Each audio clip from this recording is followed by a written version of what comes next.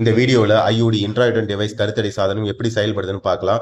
இந்த ஐயூடியை டாக்டர்ஸ் கர்ப்பப்பையில வச்சு கர்ப்பம் தரிக்கிறத தடுத்து நிறுத்த முடியும். இந்த ஐயூடி கர்ப்பப்பையில பல வருஷங்களுக்கு இருக்கலாம். இதை உள்ள செலுத்துறதுக்கு முன்னாடி டாக்டர்ஸ் இதை ஒரு குறுகிய குழாய்க்குள்ள நேரோ டியூப்ல வைப்பாங்க. அப்போ இதோட வளைவுகள் கைகள் மடங்கிக்கும்.